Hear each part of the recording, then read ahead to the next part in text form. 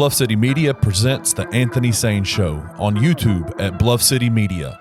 Stepping up to the microphone is your host, Anthony Sain. Acknowledge me.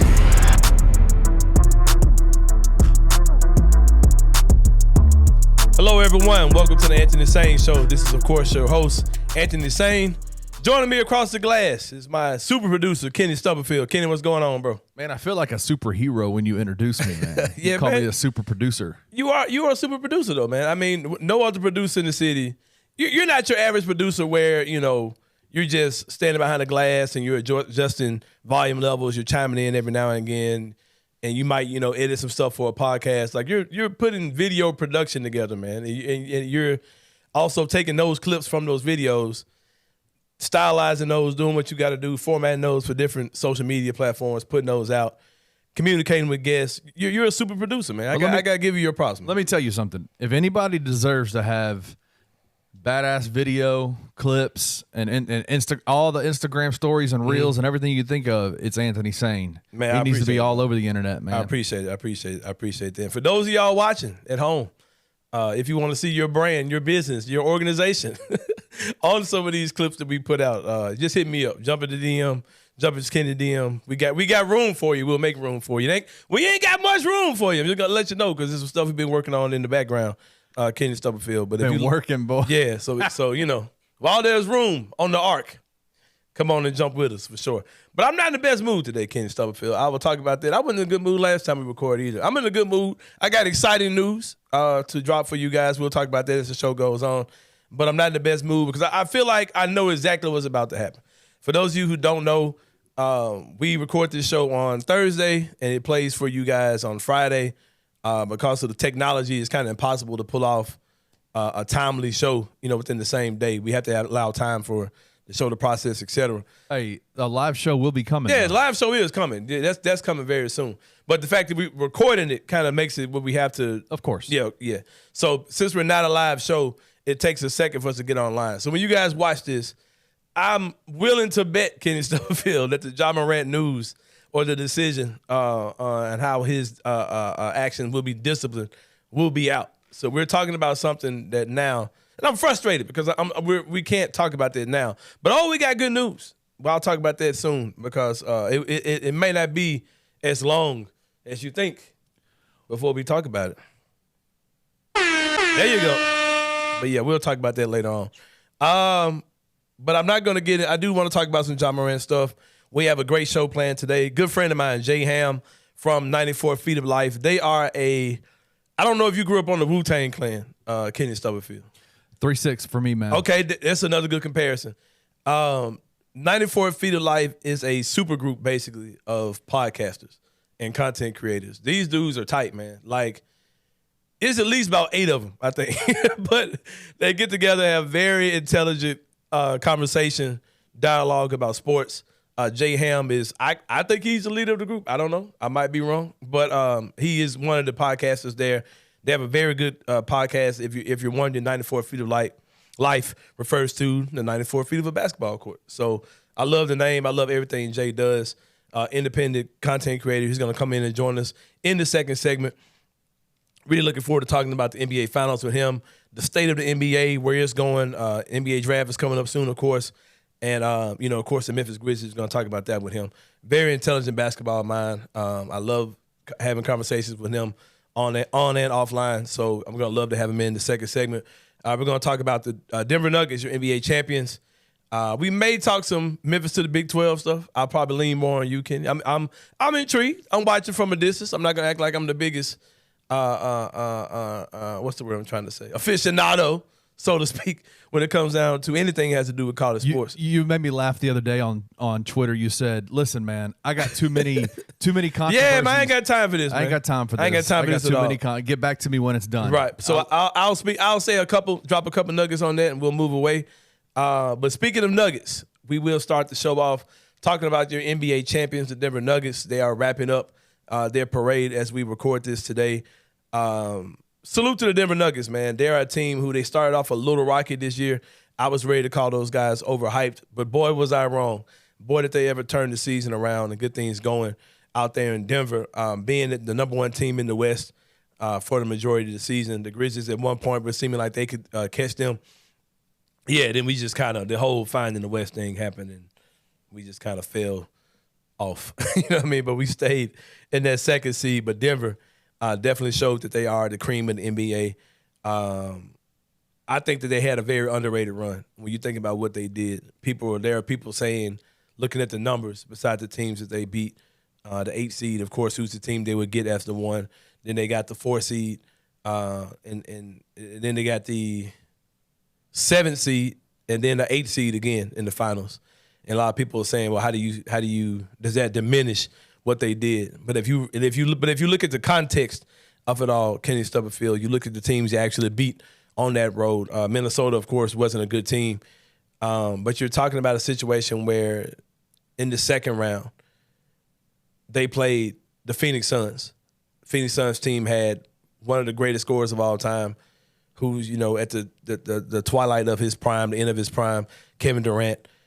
Devin Booker, one of the most dynamic scorers in the game, still a very young player, and Devin Booker.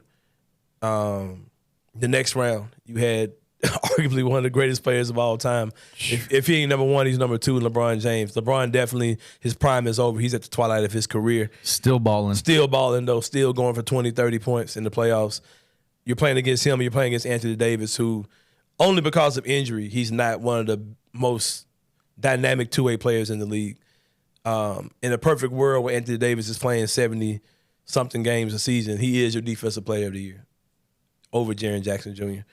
In a season where Anthony Davis plays 70-plus games, he's an MVP candidate every year. One of the better players, one of the most underrated players in the league, Anthony Davis, where simply because of the games that he misses, people forget really how good he is. This Denver Nuggets team swept their ass, got them the hell up, got them up out of here in 4. And then in the finals, they took on Jimmy Butler, a team who beat the best of the best in the East. They got rid of Boston. They got rid of the Bucks. The Bucks. Crazy. They battled a Knicks team and made them look really inferior in that series. So I'm not going to try to diminish anything about what Denver did. And numbers don't lie. Their offensive rating, I think, was the best ever in NBA Finals history, if I'm not mistaken. But shout out to them. All props to Denver. They're definitely ushering in a new era, so to speak. We know this is a copycat league. I think that we're starting to see we talked about this last week, the super team era. Seems like it's on life support for sure. Kenny, when you see a team who has a defined superstar in Nikola Jokic, who's arguably the best player in the league, I don't really get into the semantics of all that. If he's not 1, he's 2. If he's at the top. There are not many guys looking at the top of his head. Surrounded by another tremendous player in Jamal Murray. And that's the thing I really want to talk about, how, we grew up in a time where it was Michael Jordan, and everyone, gave all these props to Michael Jordan. Then Kobe came around, LeBron, all these mega stars, these larger-than-life stars, to the point where you forget how good their number 2 guys were. And I think that what you see now is not so much that Jamal Murray is the best point guard in the league, but the combination of him along with Nikola Jokic is incredible. You know what I mean? It's not just I've got this mega star and I'm putting him with this mega star and I've got this other mega star, but the combination of those guys, the chemistry they have, the way they play together makes them such a good team. That's something, I call it the group project era. I think that this era of sports is a lot better than the way things were in that super team era, when you had teams like Boston, when you had teams like Miami, even teams like the Golden State Warriors, even though they were homegrown, those type of things, they drafted their own guys. I think what you're seeing now, but really that Warriors thing really is a prime example of it too. Prime example. Yeah, it's you had your mega star in Steph Curry, you had your semi-star in Klay Thompson, and you have your just in a abundance of role players. Probably one of the best role players of all ever time is Draymond Green, yeah. right? Yeah. So I think that they kind of started. You started seeing it phase more towards this group project era, where you don't have to have this mega power coalition of names and talent to get a championship, but you've got to be smart. You got to be wise.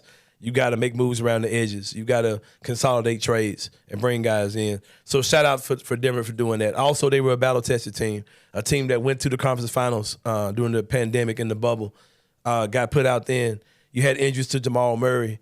And another thing that a lot of people are not really talking about is not just that Michael Porter Jr. came back from injuries, but the fact that they took a guy who was a top 4, top 5 talent in that 2019 draft, and they took him in that late lottery type role, middle of the first round. They didn't let him get past him. You took a guy who had all the talent in the world, who a lot of people were saying, that guy was getting Kevin Durant comps, coming out of, college. And he had the back injury thing. Right.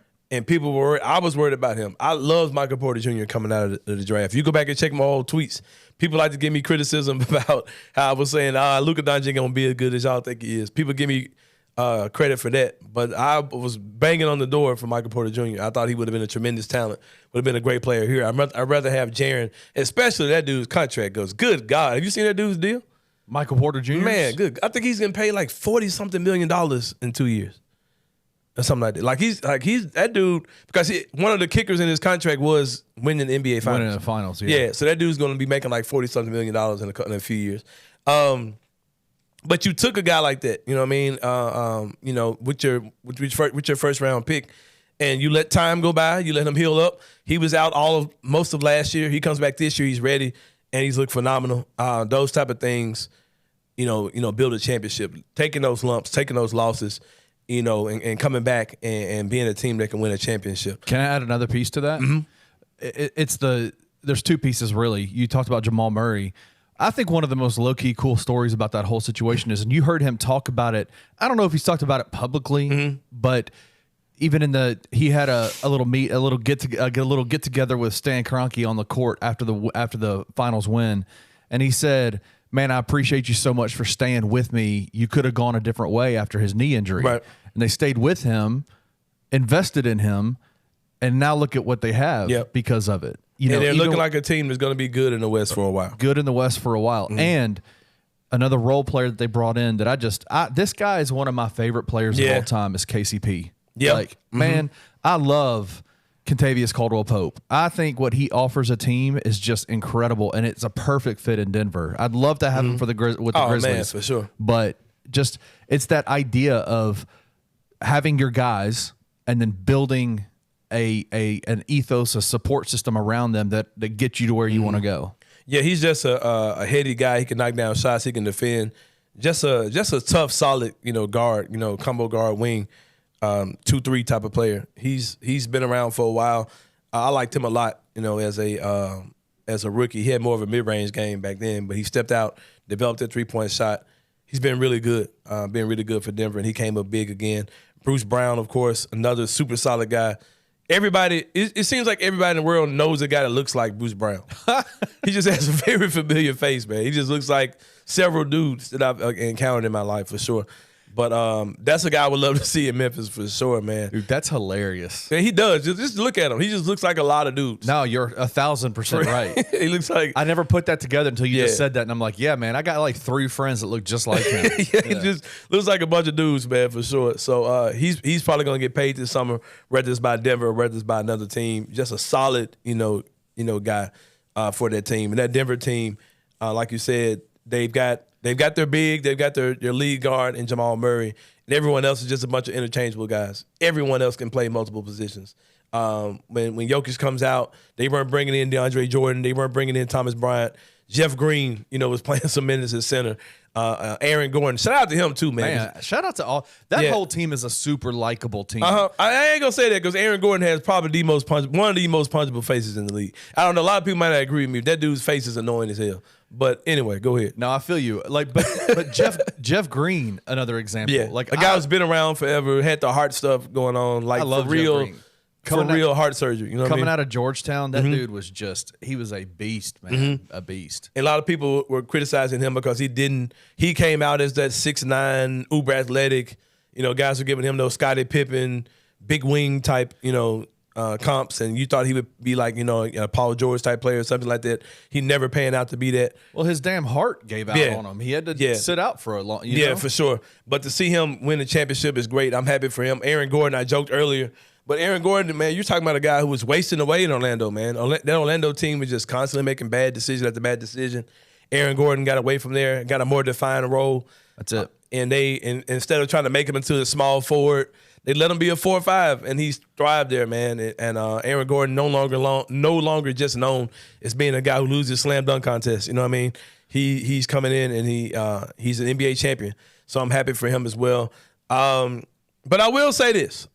Things that I'm not happy about is that come on, man, y'all gotta stop the cap, man.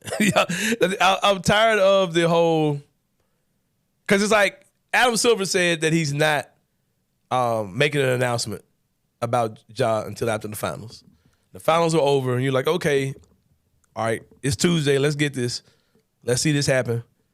We didn't get any news, and he's telling, okay, well maybe they're just waiting until after the parade. But I'm like, man, I get the whole you're letting Denver have their moment thing. But when Denver's best player is out there acting like he don't give a shit, why am I waiting on an announcement for Ja?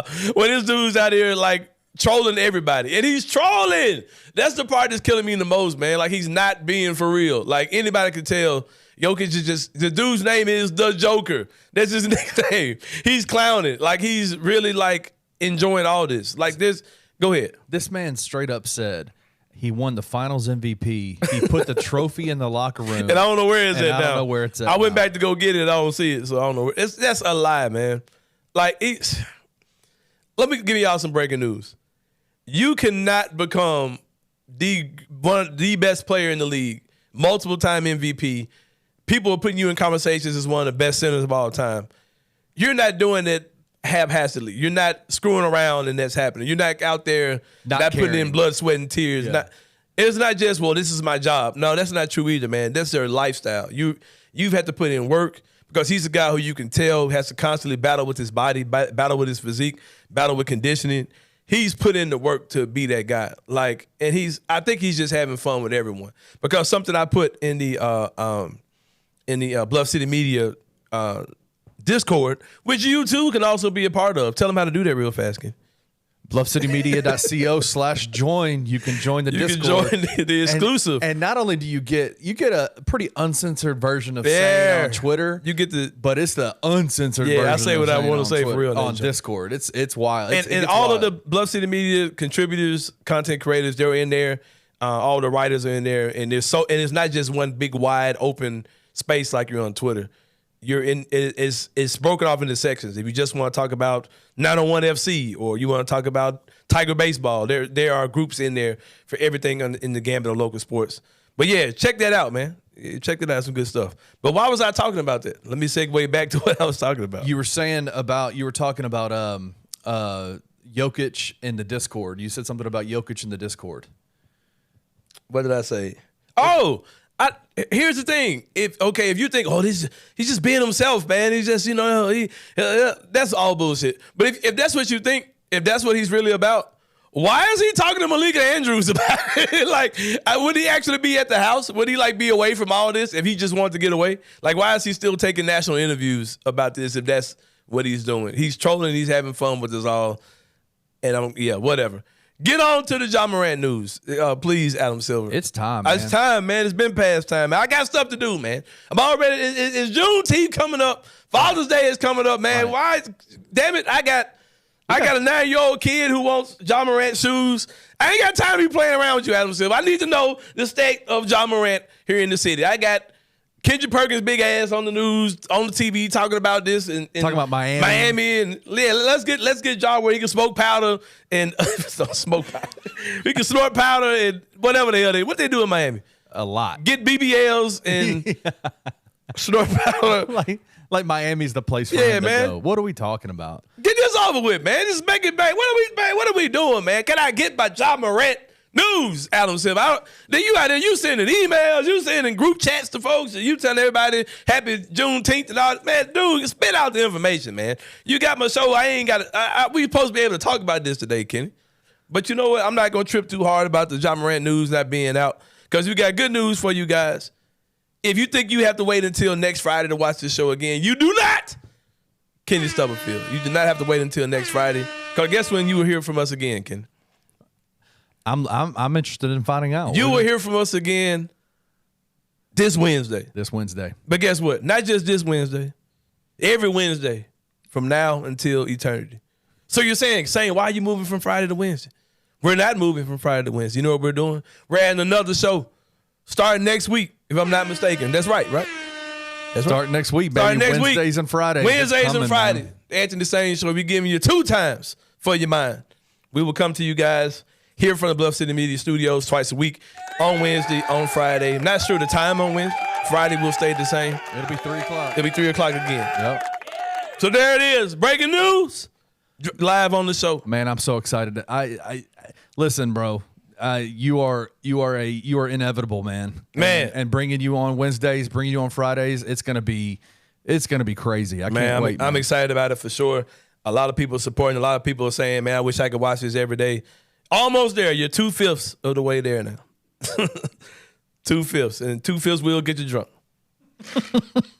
If nothing else. But yeah, I'm excited, man. I'm excited to be a part of what Bluff City Media is doing. I was watching you guys from afar, and I was like, and my initial impression was, that's pretty white. But no, you want to hear the funny part? What's that was our initial impression, right? too. Like, this is a pretty white shit we've cooked up here. That I was like, you know, and I knew all you guys, you know what I mean? So I knew all you guys personally outside of just guys I saw on Twitter. I had some type of personal relationship. Not as much Mark. I had more of a journalistic relationship with Mark King, of course. But you and Zach, of course, I've had, you know, some type of, you know, personal relationship with. Glad to be here. Glad to add on another show. Just trying to make a notch in this city, man. Trying to be a representative for so many people.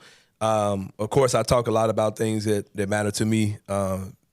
You know, being a black man in the city of Memphis, in America, I understand the importance of representing for those type of things. Not just that, but just independent content creators, man. So many people feel like you have to be particularly, and I technically work for Bluff City Media, but it's more of a partnership. You know what I mean? We work together to get this thing going. And I know so many people think that, you know, the radio, you know, I've done radio, you know what I mean? And so many people think that's the only way. Or they think that, you know, writing for some publications is the only way to do those things. Independent journalists still exist. And there's a lot of people in town out there that aren't bound by a lot of things that traditional media does. And what you guys are doing here with the way you guys are pushing digital media, it's just so... It's not even the future, man. It's just now. You know what I mean? And a lot of people just are missing that whole boat. So I'm excited to be a part of what's going on here and in the future. I said I was going to talk about Memphis to the Big 12. I have quick comments on that. Yep. That shit sound live as hell. That shit about to go. It's about to happen. Hey, that shit sound good as hell. We talk about numbers all the time. Mm-hmm. Let me just give you a quick number. You ready for this? Yeah. You know, the AAC payout this year for the Tigers is $8 million, right? That's what the AAC with their broadcast rights, all that kind of stuff, everything they get, right. $8 million that goes to the University of Memphis. $8 million is nice, right? Like, hey, right. $8 million is nice. Yeah. You know what it is for the Big 12 next year? Probably like 20, 30 million. 50. Damn. 50 million. Shit. That's a big difference. But here's the thing, man. Like, I don't we're a week behind. You know, we're a weekly show for now. So I'm behind everyone else's opinion. And the only opinion I have is something clearly happened last weekend. Like, there are people saying, there are reports saying that the Big 12 guy, you know, wasn't here or whatever. Like, nah, he was here. Like, that's neither here nor there. But from the people I listen to who know about these things a lot more than me, this sounds like it could have something to it. Something about, you can explain this, Kenny, as we get ready to go to the break. Something about some stuff has to happen in the Pac-12 to kind of first. There's a few teams, you know, and because the Pac-12 is struggling, right? Right. We're giving y'all Big 12 breakdown for dummies. Yeah. Well, and I would say a really good breakdown just to plug these guys is Tigers Untapped. TJ and Trey went through an entire, basically what needs to happen for Memphis to join the Big 12. And I think it's a long shot at this point. And I think we could all agree on that it's going to be, there's a few schools that the Big 12 is going after in the Pac-12 that if they say yes, then it's probably not a good look for Memphis. But there's a shot, man. It all depends on how many teams the Big 12 wants to expand to. If they want to go just 2 or if they want to go 4 or whatever they want to do. 4 would get them to 16, right? 4 would get them to 16. Okay. Memphis has a good shot. If they decide to go 4, Memphis and has a good shot. everything's eventually going to go to 16. You're going to have 4 super team conferences that go 16. Well, they're talking about the Big 2 conferences between, like, I think it's the Big 10 and the SEC, where there's going to be like 20 teams in each of those conferences. Yeah, so everybody's going to go, eventually going to go 16, 20 teams. I'm like you, though, Sain, man. Like, I tend to Hey, that would be a dope-ass NCAA tournament, too. Or would they even need the NCAA at that point? I just don't understand how you could have the NCAA tournament and only have these 2 top conferences without some of these major schools. That's what I'm saying. If you had 4 mega conferences like that. Yeah. You would just leave a lot of people out. And it's an interesting thing, man. Like I think our On the Bluff guys and Untapped guys really do a great job of breaking all of that down. So go check that out. Right. I mean, they do a good job and they know it a lot better than I do. And I tend to just listen when they talk about it. So there's some really good reporting out about it and kind of what needs to happen. But man, we do know for a fact that meeting happened last week. They were here. Mm-hmm. They can sit here and act like, they can try to keep a secret. Semantics, man. It's all about the language. Right. When you're media trained, you can see. You know what's up. You can see when someone is saying something without saying something. Yeah. So that's what happened. But it's going to be a quick process, Sain. We're talking probably, I would say by July, we'll know. For real? Yeah. Damn. We'll know. Well, shit. So, big things happening. This is the offseason. Yeah, man. This is the offseason. But we got Josh suspension, the Big 12. We got a bunch of stuff in the works right now, man. And again, excited to have you on board for 2 shows a week so that we can keep up to date on this stuff, man. Big news coming out. Like I said, I'm excited to be here, man. You guys are looking lily white. I call you guys Bleach City Media when y'all first came out because y'all were lily white as hell. Not Daily Memphian white, but y'all was white. Yeah, man. Oh, man. Daily Memphian. What they say? By Memphians, from Memphians. Like, damn, Memphis. Ain't no N-words in Memphis. Damn. Anyway. Staying out of that conversation. Hey, I'm just saying, man. Hey. But I'm glad that I am a part of melanating Bluff City Media. I don't feel like what's the word? I don't feel like I'm fulfilling a quota. I think I am pretty good at what I do, so I think I've earned this seat or whatever. You ain't lying. But yeah, man, we're about to go to break. When we come back, man, very excited about this segment. This is a very intelligent brother. I might get caught up just listening to what he's saying and forget to ask him questions. My guy Jay Hamm from 94 Feet of Light is about to join us. We see you guys in a minute on the Anthony Sain Show.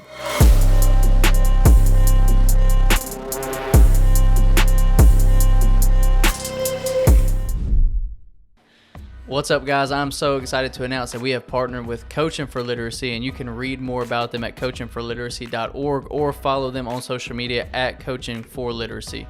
Your subscription to Bluff City NIL is 100% tax deductible because of our partnership together.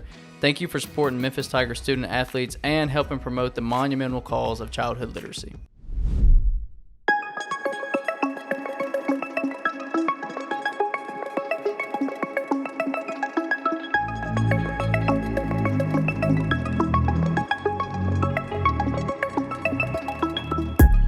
All right, we're back on the Anthony Sain Show. God damn it, I had to put my glasses on because I got an intelligent brother on here with me. Y'all normally see me without my glasses on. I had to get my smart look on because I get around my boy Jay Hamm. I really get intimidated, Kenny. I ain't never ever told you that part of that. This brother, a real wise brother. I was a guest on this show one time. I was like, damn, I'm not as black as I thought I was. But he has some pretty smart brethren in this room. But yeah, man. Got my guy Jay Hamm from 94 Feet of Life. You can find them on YouTube, youtube.com/94 Feet of Life. Of course, they are a basketball podcast. You guys talk about everything, though. I know you do every sport you could think of. Oh, yeah. You are a true sports historian for sure. Just a brother I enjoy to talk to. I take pride in the historian. Yeah, man. He is. What's your Twitter again, man? Give us a Twitter shout out. For one, it's a lot of fun. You know what I'm saying? Just going back, seeing where the history comes from, where it all originated. And then when you got parents who were like real hoop heads, and they feeding you this stuff, it's like this is the best, source. Right. Because it's like they're fans of the game more so than, players. My mom's been a Laker fan since like the early 70s. But, it is what it is. Yeah. What's your Twitter handle? Again, your Twitter handle. I am at 94 Feet of Story on Twitter. Although, I don't tweet much. I go around, I read. I kind of scour around. I pretty much troll the people that come at you. Right. And he's kind of like he's a big wrestling fan as well, Jay is. And he comes in a lot and does a kind of a chair shot to people who come at me sometimes. That's my guy, man, for sure. But Jay, we just wrapped up the NBA Finals. In the last segment, we talked about how the Denver Nuggets, wrapped up this thing in 5, got Jimmy Butler and them up out of there. Wanted to get your takes for sure on what you thought about the NBA Finals, because I know you saw some different wrinkles, some different elements of the final series than what other people did. The only thing that bothers me about it is that there's so much talk about Jokic, who is, without a doubt, one of the top 2-3 players in the league. If you want to call him one, I have no argument with you there.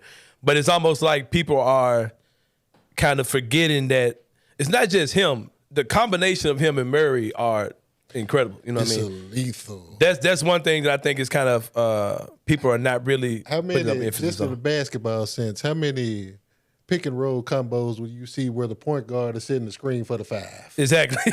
Exactly, man. And they work this. Their offense does so many just beautiful things sometimes with the ball. The way Jokic, like you said, is your 7-foot point guard sometimes. Not particularly coming down court and setting up plays and all those type of things, but he is the guy that you can put in the middle, in the high post, and just make so many things happen offensively. So what are your thoughts totally about the whole series, what you saw? They just went on one of the most historic playoff runs ever. Right. I was telling Kenny the same thing. The NBA went to 16 playoff wins for the title, right? That was approximately 20 years ago. San Antonio beat New Jersey in 2003. Since then, Golden State went 16-1. That was the first year KD was there. These people went 16-4. Right. That first year Golden State won in 15, they went 16-5. Just to kind of put it in perspective. It's like, think about it. They won the first series in 5. The second one was the toughest one for them in 6. They swept the Lakers, which Mike Malone got up under all Laker fans, with that today, because now they looking like how our people was last year with Golden State. Like, oh, it's rent-free. No, it ain't rent-free. They get you. We're part of this record that they've had to unleash, So, but because you got all this attention towards the Lakers, like they were playing this off-brand, no-name team in Denver, and I remember in Game 1 when Denver won and the Lakers came back. Right. It was like, oh, they smelled it. Oh, they see something. Oh, Lakers found something. Man, you found an ass whooping. You found a sweep. He doubled down. You found a sweep. Get this too. We finna win Game 2 as well. Yeah. The swag that he has as their leader, Mike Malone, with Jokic as their best player, with a cat like Jamal Murray, and then they got headhunters. Aaron Gordon was a big acquisition. Yeah. Bringing over KCP, a guy who won recently that knows how to win. Yep. Knows how to play a role. Dudes that know how to star in their role. Mature enough, they know how to star in their role. And above all else, their availability. They were finally healthy. You know what I'm saying? Because they've been, Denver's been legit. They've been good. They just weren't healthy. To get over that hump. But when it all finally came together, and I got to give you your credit too. You were one of the few that after round 1, you was like, well, Denver finna walk away with this. Yeah. It was like you felt it, you saw it. Yeah. I think it was a question for people all year whether or not they really believed it because we hadn't seen it before. But I asked my guys before, I want to say the playoffs started, I said, if Denver were to walk away from this as champs, are we looking at the beginning of a new dynasty? We weren't quite sure because of CBA and, player movements and things of that nature, but we just may. The only thing that can stop them dudes, I think, is, 2 things. I can see Jokic kind of be like, all right, to hell with this, somebody get fat this summer. I can see that. And I can see, like you said, the CBA, like contract stuff. Because that Michael Porter Jr. deal is massive. It's about to get massive. Everybody that can't flex with the luxury tax like that. You know what I'm saying? Especially when you understand the CBA itself and like the salary cap and the soft cap, it's a whole lot of literature with it. But if you get the general gist and basis of it, so you pretty much understand it. And everybody's not going to be fit to do what I'm calling for Boston to do. Right. Keep them dudes. Yeah, okay, you're going to be paying $600 million, so Right. That's where we going. Everybody's getting a raise. Everybody's getting bumped up. You don't, just to even transition over into Boston, you don't take 2 all-NBA dudes in their prime and split them up. That's silly. Yeah. You know what I'm saying? It's just, it's nonsensical, especially in this league at their age. Right. 25, 26 years old. Come on, dog. I'm glad you said that, and I'm gonna stay there too. Man, I had DeMichael Cole here in your same seat a few weeks ago, and he talked about Utah. Man, we watched Utah. I didn't know them dudes was old as hell when they made it to the finals, man. You know what I mean? Them dudes was like 35 years old when they finally cracked through and made it to the finals. And this Boston team, it took time. And look at the it took the Lakers putting them out. It took Houston them putting them out forever. Lakers, Houston, Portland at the time. You know what I'm saying? Seattle before Utah got to the finals. All those other spots. Teams were putting them out. Yeah. So yeah, man, I think that Boston team, when you got 2 guys that are that young, that dynamic. We kind of talked about how you typically don't win championships that young. You can't split that team up. Go ahead. A lot of people not really putting the weight on how they handled the Ime Udoka situation and how that really impacted that whole team. Yeah, it did. They got out to a fast start wanted him because they studs. They're good. Yeah, you know what I'm saying? It's a good basketball team. Their roster is legit. But the impact that has, as an organization, and it was an organization move. So it was a hit on the organization in general. But it impacted them. Yeah. Joe Mazzulla played in the Final Four in 2010. He's that young. Yeah, he's super young. He played against Jimmy Butler. Played against Jimmy Butler. Which is the wildest shit, man. Yeah. But he's that young. He's a good coach. He's fine. He needs much like Taylor Jenkins, he needs the experience. And your best experience is, of course, is when you go through these failures. Yeah. But for him to, have that team back against the wall and then they at least get it to a 7, they just flamed out. But they'll be back. They just got a 1 or 2. Let what happened last year heal. Yep. That's something you have to heal from, though. Yeah, you got to heal first sometime before you can really move on and make that next impact. They still gonna be around, though. Yeah. I'm glad you said that for sure. Let's get into the historian part of the segment. We talked about Denver, where they are all time. Interesting debate. This debate also happened in the Discord, the Bluff City Media Discord, which we told you about earlier, how you guys can be a part of that. Interesting conversation we had was Nikola Jokic, comparing him to another great European player in Dirk Nowitzki. My question to you is, who do you think, they're both, tremendous players. Who do you think had the better playoff run? Who do you think is the better player between Jokic and Dirk? And I'll give you my answer as well. You ain't right for this. You know that. Yeah, that's a hard question. But I'm going to have to go with the Joker, and here's why. 3-level scorer, top-level playmaker. Dirk set the table for Joker. Dirk, Pau Gasol, Marc Gasol to a degree. Right. Giannis, they set the table for Joker, Giannis, right. Joel to some degree. Even to be fair, and I seen him being criticized for something that he said, but if you put it in context, he's actually right. Karl Towns, from a skilled big man who's got perimeter skills that could be 3-level The scorers. Freedom that bigs have nowadays is insane. Decorated. And it's not just standing around shooting threes. Nah. You're talking about full freedom these guys have. Right, and it can go get you 12 to 15 boards. Yeah. Karl's a better defender than a lot of those dudes, but at the same time, he's like I say, he just hadn't had the individual and team success that these other cats have had. But he's a part of that grouping, you know what I'm saying, in that same way, especially when you look at the way that the game evolved. It was funny, too, because I'm getting my tires changed one day, right? You know, they used to have magazines in the joint. It was like a Sports Illustrated. They had an anonymous player they were doing an interview with. And it was like 2010. And he was saying, coming up, what you're going to start to see with the bigs, they're going to start to look like the Gasols. Yeah. They're going to be skilled. They're going to be able to pass. This is an old article you saw. This was 2010, 2011, where we at now. Right, and you see it. And then what he didn't really touch on was that he touched on it, but he didn't go too deep, was that it was going to be heavily internationally influenced. Yeah. Because that's the style of play that they already was on anyway. Yeah. When you go back to the Arvydas Sabonis. Yeah, man. You know what I'm saying? Skill. Just, imagine if that dude played his entire career in the NBA. We got him late. God, dog, man. He was an old man when we got that dude. He was so cold. But we seeing some of the remnants with his kid. Yeah. You know what I'm saying? It's like he's a part of that mix as well, you know, so. Yeah. It's crazy, man. I definitely agree with you. I think Jokic is a better all-around player. But I will add to that and say just what you said, that guys like Dirk had to walk for him to run. You know what I mean? Imagine if guys like Dirk, guys like Pau Gasol, Marc Gasol, like guys like that you mentioned, Arvydas Sabonis, if they took the chains off of those guys, because I remember so much real criticism was being given to Dirk Nowitzki because he wouldn't play like a traditional back-to-the-basket center. Right.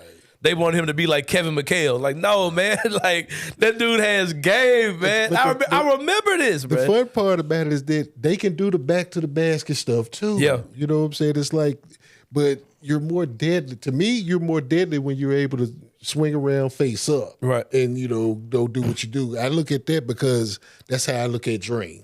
Yeah. Dream is really like the ultimate of that, but he wasn't of that. He was of the back to the basket era. Right. You know, David Robinson as well. You know, they both were the same, and they athletic, they were skilled, put the ball on the floor, they could bake you. You know what I'm saying? It's like, I think I posted something the other day where Dream got it and he put a full video game spin move on Patrick Ewing. Yeah. You know, there's nothing you can, that's just awesome footwork. Yeah. Guards don't even have that footwork sometimes, you know. So man, it's special. That's what the fun part of this game is for me. Is just studying the history and just seeing the evolution. It's like I'm not finna argue about who's better. Yeah. I can give you like the answer I gave you. Yeah, I'm gonna say Jokic, but you don't get Jokic without Dirk. Yeah, not at all. Not at all, for sure. I definitely agree with you. I'm the type of person who right now, I know for the common fan who, you know, needs the big name pouring and all those type of things, this wasn't the NBA Finals series for them. I found myself captivated by this series because it was just good-ass basketball, man. It was just solid hoop. You had a team with Miami where you had your solidified, you know, superstar Jimmy Butler, surrounded by just a bunch of guys who were just ready, willing, and able to shoot the ball, playing hard defense, moving the ball around, taking big shots. Kyle Lowry going back into his fountain of youth a little bit, and you just had that team that you're playing against, this Denver team, well-oiled machine offensively, highest offensive rating, I believe, in NBA Finals history.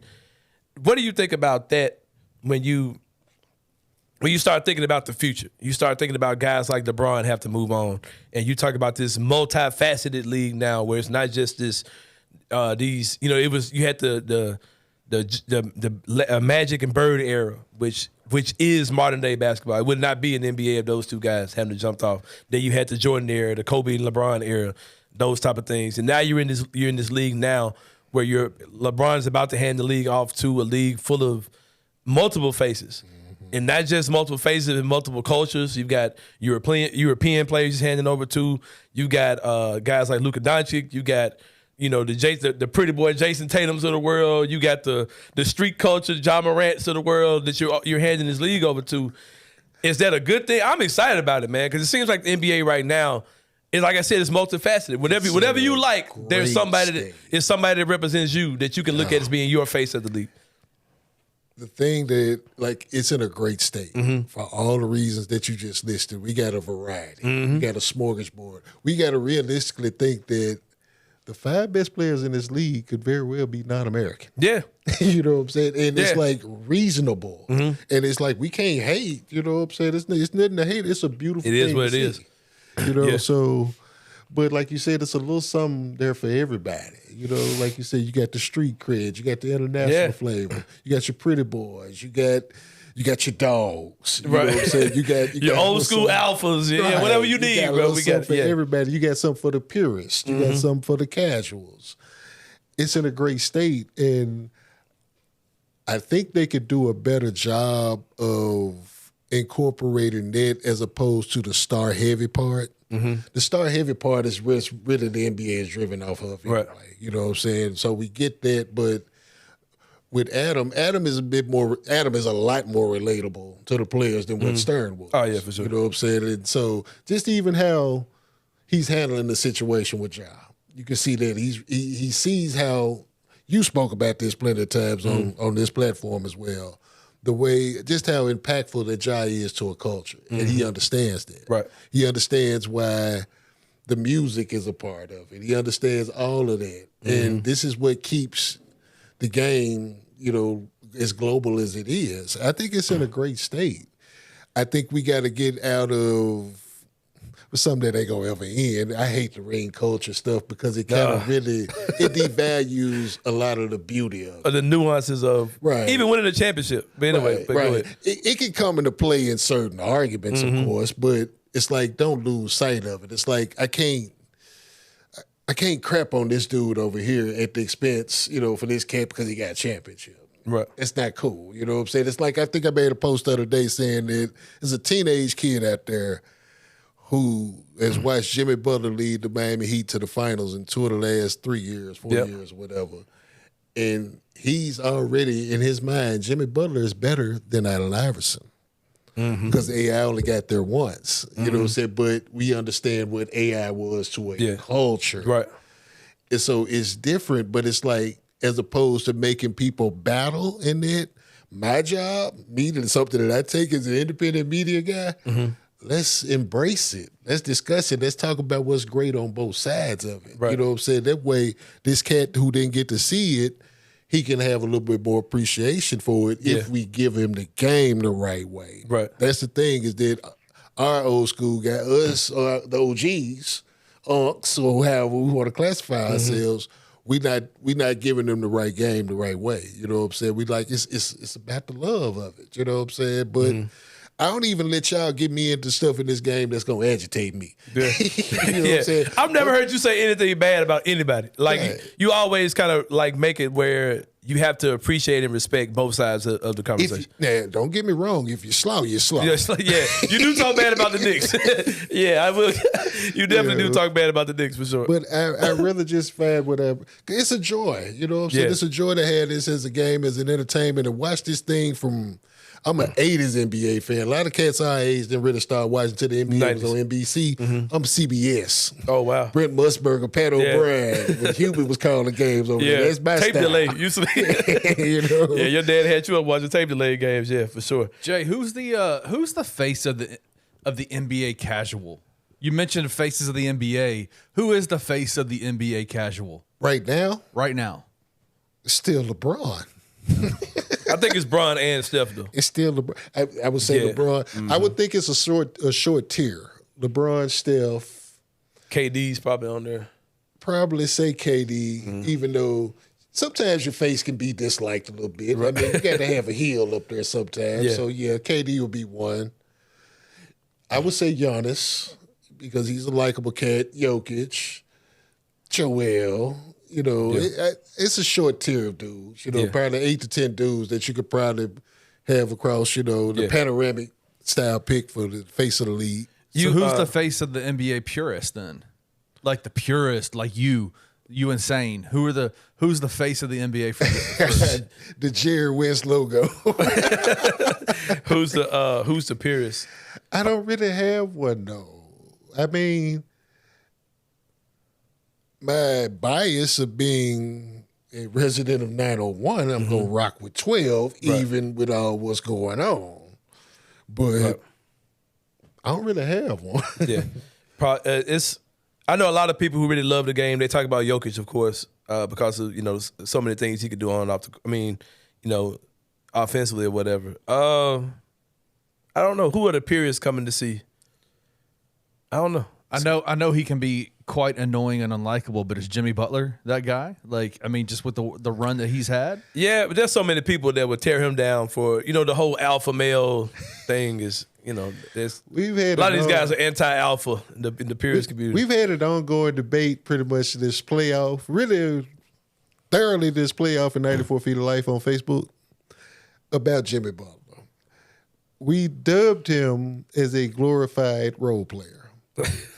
But that's tough. He even admits this, though. That's tough, man. he even admits this himself because it's his approach. Jimmy's not putting up 25, 26 a night. He's 18, 19. He's learned how to pace himself. Right. He's going to give you 12 of that in the fourth. Right. So it's kind of glorified, and he still plays his role in the way that he plays his role. He's still his role is scorer, though. He's still going to get out guard the best guy. He's still going, you can't force him into a shot he don't want. He's not, he picks his spots where to take over offensively. Face of the league, okay, maybe, but can you win a championship with Jimmy as your best player? You can get to the finals. Yeah. Went to the finals twice. But can you win it? Yeah. With him as the dude. Because, see, if they go get Dame Lillard like people projecting them to do, Dame's the best player. Or Bradley Beal or somebody else. It'll be their team. Yep. Which is why if they go get a Damian Lillard, Dame will be the alpha on their team. With the ultimate alpha male, Jimmy Butler. You know what I mean? I've kind of shushed Jimmy off a lot because I don't like his path has just been strange to me. Like, okay, like you were in Chicago, you were similar to a Jokic type player. You weren't highly heralded. I want to say he was a first round pick or whatever, but nobody was like the Bulls can build around Jimmy Butler. You know what I mean? This draft pick they got. He shined. He overperformed there. Had a big name for himself. Went to Minnesota. I think that was like total immaturity. And I think if he had a chance to do that over again, he would have handled a lot of things differently than he did there. He was good enough to get that Minnesota team their first playoff bid. But I always thought the way he acted in the moment was like, dude, you're just being ridiculous. Those are kids, man. Like you had like year 2 Wiggins, year 3 Cat, I believe. You had Zach LaVine on that team. They rubbed some people the wrong way. I was like, dude, what are you doing? It kind of galvanized people to get behind Jimmy, too. You know what I'm saying? So it was kind of double-edged. I think after that, he learned how to become a better leader. But even with that, though, he went to Philadelphia like, dude, why did you leave Philly? Well, they didn't really. They signed Tobias before him. Yeah. So that was kind of like, so y'all put the money there. Yeah. Okay. Then they already had Ben locked up, and so that roster was kind of weird too. They were gonna be pretty much at 3 max, you know what I'm saying, at that point. And so Pat, I think the Heat culture was perfect. Yeah, Picture perfect fit for him. It is. So and they're gonna get another dude this summer. because they after LeBron, after Wade, after Bosh, after they had to pretty much restart that, they had to go get it from the ground up. They went back to the to the mud, and this is where you see your Max Strus and your what's my guy? Them dudes nailed 4 undrafted dudes. Nailed said Duncan Robinson. They got cats they know that's gonna come in there. They gonna work their ass off for 4 hours a day, minimum. Right. They gonna stay within the diet. They'll let Jimmy yell at them. They gonna keep the body fat right. They gonna do everything because this is what they want to do. They gonna drink the Jimmy Butler coffee. In which he set him for $20 a cup, regardless of size. But it's bam. He's one of them kind of workaholics. Tyler Hero, he's one of them kind of workaholics. They have the perfect fit. Yep. Even when they got Victor Oladipo, it just didn't work out for him physically. Health-wise, he was one of them that fit that kind of style. Kyle Lowry fit that style. So it's funny with Jimmy though, because it's like this may be his ceiling. And he's a Hall of Fame talent. Yeah, he is. Just what it is. Any guy who's had those multiple finals trips, especially when you look at the talent that's around him, because the last time he went, Tyler Hero was a baby, Bam was younger. He was 3 years ago. You know what I mean? So yeah, they'll be back. All right, they'll be back because that team is so strange because we said that in the bubble they'll be back, and they kind of got worse. You know what I mean? And this year they were 8 seed. Like a moment's away from getting their season ended in the play-in and hit the yard in the finals. That AC was fugazi. Yeah, it was. Because they was injured a lot through the year. You know what? I didn't think about that. They were a shot. They were a missed shot away from getting to the finals. Yeah. A year ago. Yep. Like that's facts. Yeah. Same people though, you know what I'm saying? But yeah, I definitely agree. I think the NBA is in great hands. The 2 teams in the finals, they will be good teams next year. Miami's gonna get somebody. Yeah. Whether you're talking about Dame, Bradley Beal, something's gonna happen. They're gonna get somebody there. I hate it too, man. That team gets so much like, bro, like Miami just gets, oh man. I the rich get richer. Is it the cocaine? Is it the women? I don't know what it is, man. But is it the BBLs? Like, maybe just get everything awesome, man. But anyway, I don't know. Hey, Kendrick wants them to get Ja. Like, what are we talking about? Yeah, exactly, man. Get to Perkins, man. Yeah, we'll talk about him in that baboon suit. Well, I'm gonna talk about that when we do our 3-pointer as well. I might go Facebook Live on that one because I'm gonna have to do some cussing on that one. I got a few choice words for Perk. You can cuss here, bro. You ain't gotta wait till then. You can. Anyhow, if I'm gonna talk about it in the next segment after this one wraps up for sure. But got my guy Jay Hamm. Jay, give them your information one more time where they can find you at. YouTube.com/at94 feet of life. 94 feet of story on Twitter. 94 feet of life group on Facebook. You can join the conversation over there. We try to keep it thorough and cool sometimes, but it get a little unruly. We have to, bite it from people up, something rough, talk a little rough sometimes, but it's all good. Yeah, check them out. Like I said, they are the Wu-Tang Clan of basketball podcasts. About 10 of them jokers, I know for sure. It's only 6 of us. Hey, that is so deep, man. But they have a great show, like I said.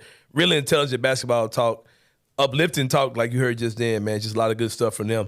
Give them a follow. Next time I come through, man, I'm going to have a pan of cookies for you. Oh, yeah, do that, man. Do that. And what's the name of your cookie company? Shout that out, too. Hamm's Homemade Baked Goods, man. I do cookies, brownies, Rice Krispie treats. Yeah. Therapeutic cookies as well. Homemade, man. We hooking it up around there, man. No store-bought stuff. Like, the only thing we buy from the store is the ingredients. Yeah, there you go for sure. That's Jay Hamm. Give him a follow. Check him out. When we come back, the 3-pointers coming up next. A lot of NBA stuff in there as well. Gonna get on Kendrick Perkins' ass. I'm gonna call him out to tell you exactly what Kendrick Perkins' ass doing too. If you don't see it, you about to see it in a minute when we come back on the Anthony Sain Show.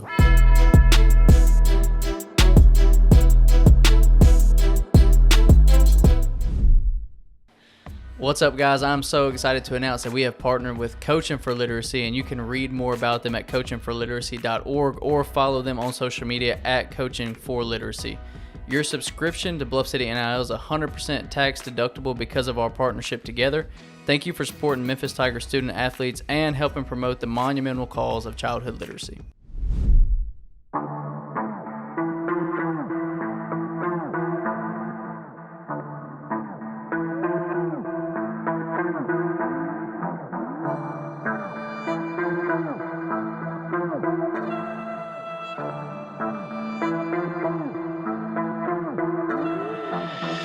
Welcome back to the Anthony Sain Show. We're about to do a segment we call the 3-pointer, Kenny Stubblefield, where we talk about 3 important things in sports, in the world of sports, what's going on out there.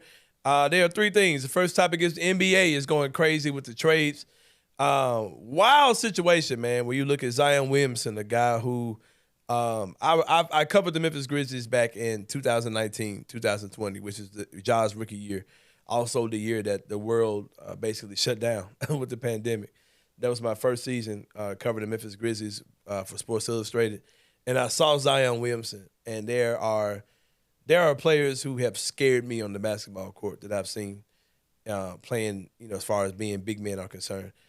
And they just had violent games. And those guys are Shaquille O'Neal, right, Giannis Antetokounmpo, and now Zion Williamson.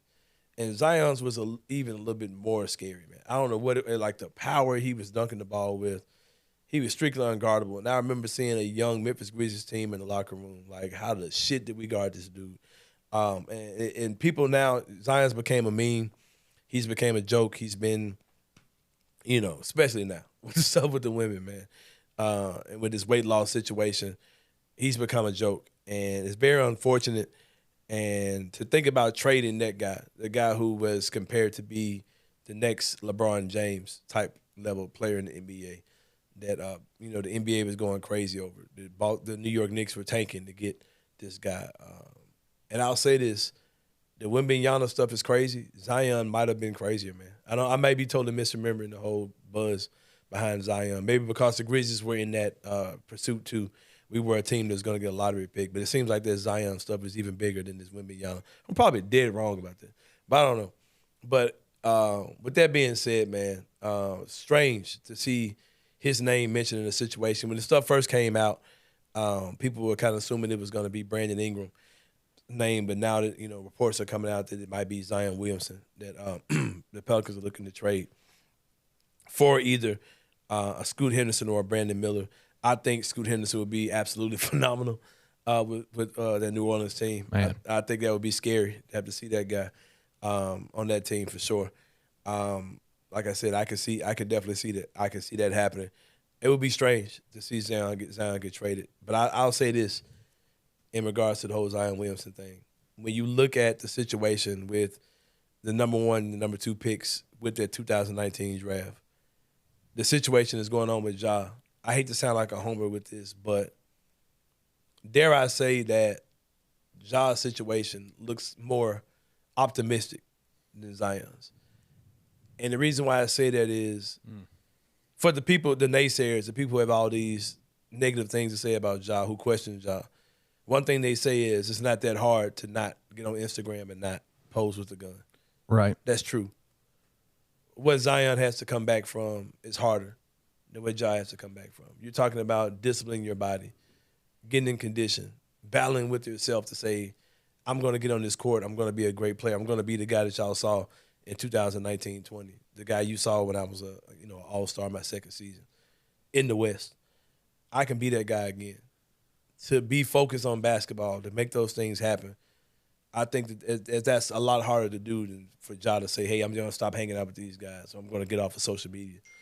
So I'm here to say that I am probably more concerned with Zion, overcoming his situation than Ja with his. But strange situation to hear Zion Williamson's name in trade talks. Do you think that obviously the Zion's been in the news a lot lately with the whole stuff with his these hoes.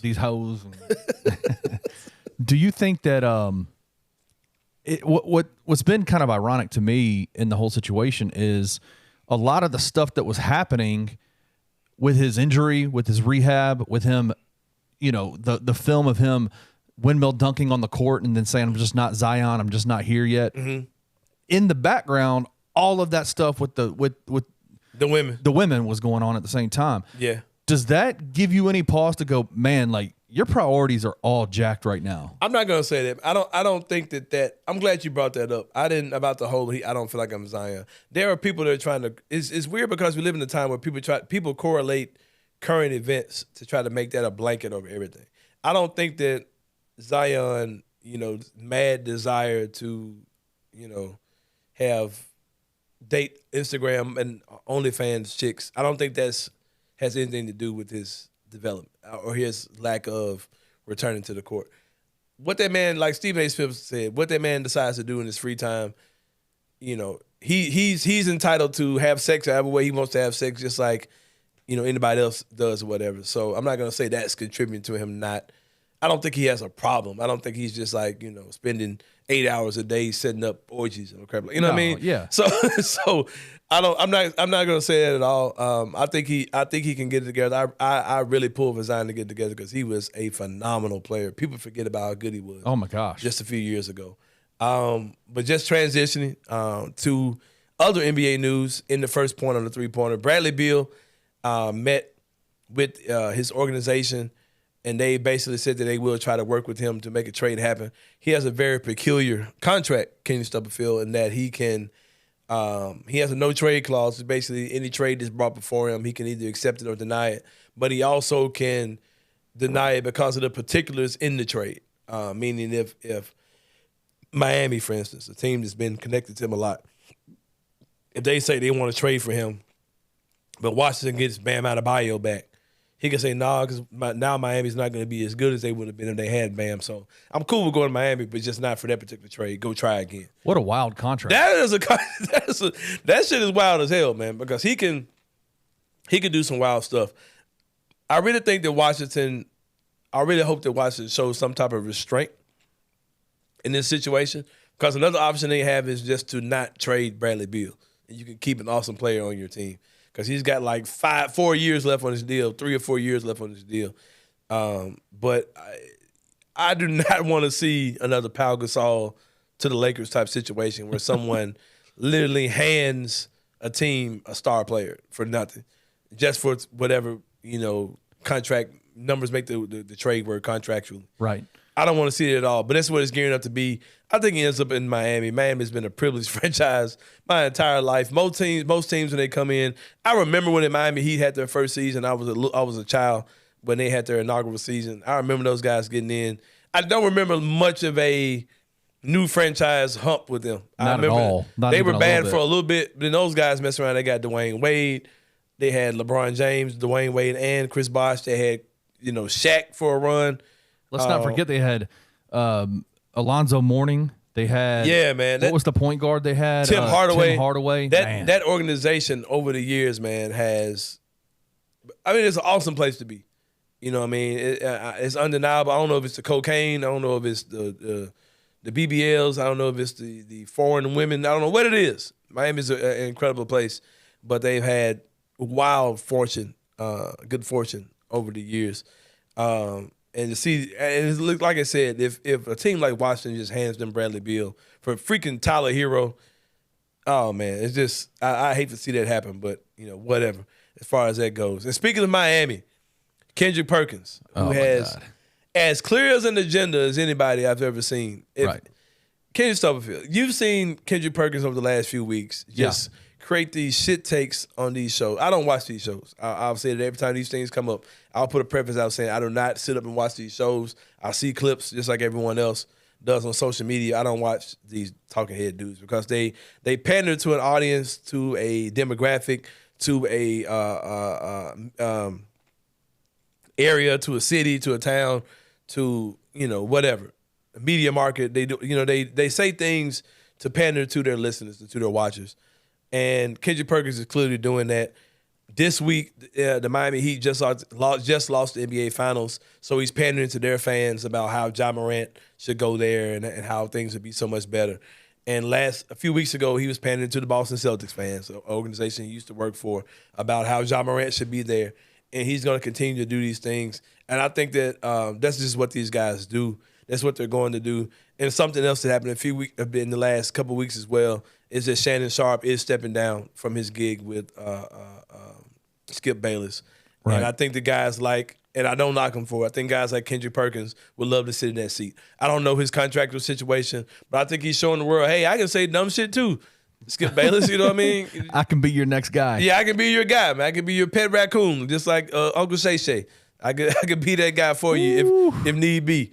I just think I think that's all it is, man. I think he's just he's pandering to an audience. He's saying stuff that doesn't make any sense. I think he's being extremely irresponsible with some of the stuff he's saying, kind of insinuating that Ja has things he should be fearful of, like there's some wink type stuff that he knows about, other people don't, that he's talking in code, like Ja may be in trouble here. He may be in some type of something that can, danger his life. I'm noticing these type of things and the stuff that Kendrick Perkins is doing. I think those things are very irresponsible, especially when you're saying that the solution is get around the godfather of Miami, Pat Riley, who knows everything in and out of the city of Miami. Pat Riley is an 80-year-old white man. Come on, man. And he has no bearing on what's going on. And he won't, if Ja's in any type of trouble, he doesn't have street power like Kendrick Perkins is insinuating. Just a bunch of nonsense takes. And that's all I got on Kendrick Perkins. That's just so frustrating, man. It's just more the same with him. I'm not going to put a lot on that. Like I said, I think he's auditioning for a job, period. Speaking of Kendrick, though, Kendric Davis, one of the phenomenal point guards in college basketball last year, played here in the city of Memphis for Coach Penny Hardaway, probably Penny Hardaway's best point guard that he's had, best lead guard he's had on this team. Absolutely. I think Jeremiah Martin would be number 2, but in the Penny Hardaway era, I think those are the 2 best guards that came through here. I got him on the mind. Oh, man. Kendric Davis was phenomenal. News came out that Kendric Davis had a workout with the Memphis Grizzlies. I said this a few weeks ago. The Memphis Grizzlies should call Kendric Davis and tell him to stop working out. Because I think that he would be a phenomenal guy with the Ja Morant situation. Not saying he's going to be your starting point guard. I think Desmond Bane should be your starting point guard. But I think a guy like Kendric Davis, if you can get him in the second round, if you can get him, on a 2-way deal, or even as an undrafted guy, tremendous talent to get on this team. I think that he can really help out. He's one of those guys. If he can be that break in case of emergency type guard who gets some of those backup minutes. Yep. I think if he does that, he'll become a guy who gets heavy rotation minutes. I think he's a gamer, one of those guys who could be. Shout out to NBA champion Denver Nuggets guard. He played for everybody. I totally lost his name. Crap, man. Right now, he's playing for him right now. Yeah, little bitty guard. Played for everybody. He's playing for him right now. Yeah, played for everybody.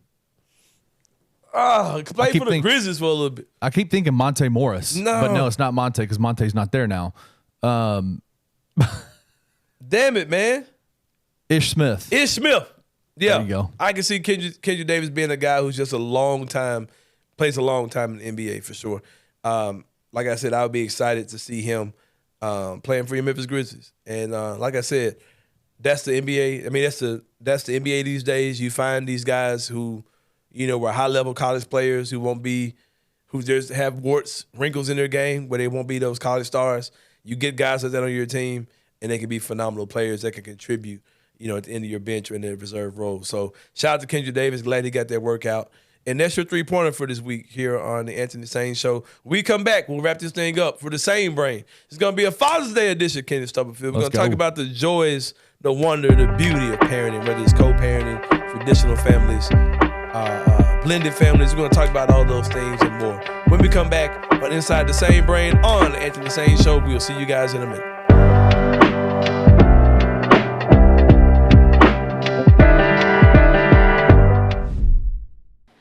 What's up, guys? I'm so excited to announce that we have partnered with Coaching for Literacy, and you can read more about them at coachingforliteracy.org or follow them on social media at Coaching for Literacy.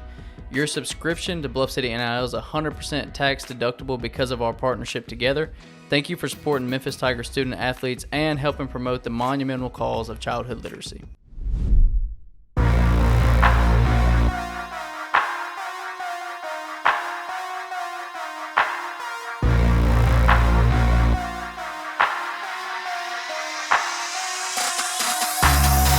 Welcome back. Final segment of the Anthony Sain Show. We are here. Shout out to our guest for today, Jay Hamm of 94 Feet of Life. Came in. Excellent segment with him. Just unbelievable, some deep, man. hearty conversation with him, man. Basketball talk that sticks to your reels with Jay Hamm today. Shout out to him. Give him a look up for Jay's Homemade. I can't remember what he said the name of. Hamm's Homemade Cookies. Hamm's Homemade Cookies. Hamm's Homemade Cookies. Yeah, he has great stuff, man. How many? Now, people talk about me, like I podcast and I do Asylum Tees 901. I'm selling shirts. I do graphic design, all these things. But boy, in the kitchen, in the oven, man. But putting it in the lab, making cookies. His cookies are phenomenal too, man. He brought us some product that we'll check out as well after the show. But Inside the Sain Brain, this week we will talk about the joys of fatherhood. Of course, Father's Day is this weekend. And I hope you guys are, all the dads out there, hope you guys have a great time. Ladies, let these men enjoy Father's Day. You guys are incredible women. You guys are incredible mothers. You ladies are incredible mothers. I know some of you are forced to raise your children all alone. Just let these brothers enjoy Father's Day, ladies. And stop going to the donuts with dads or whatever they do at your school. And I'm going to tell you, man, it's so bad now. Like, Donuts with Dad used to be like my shit, bro, with Sabrina and with Gabe. I've got 2 kids, you guys know. And now they don't even call it that no more. What do they call it? It's like bring your favorite guy, influencer, or I don't know, man. Like, yeah, it's like, and I know this because a lot of guys are abandoning their posts, man. A lot of dads are abandoning their posts, but like they made it kind of open now where it's like, we might not be dad. It can be uncle, cousin, big brother, mom's boyfriend, mentor, coach, whatever. But it's kind of turned into it's kind of open now. It's not donuts with dad anymore. But yeah, man, I enjoy fatherhood. I was talking to Dr. Kenneth Robinson, who's the director of United Way of the Mid-South, which is where I work in the daytime. And I was talking about one of the greatest joys in life is to be able to replicate yourself through your children, whether that's your boys or your girls. Like, that's a legacy that's tremendous, man. And it's something I take pride in for sure.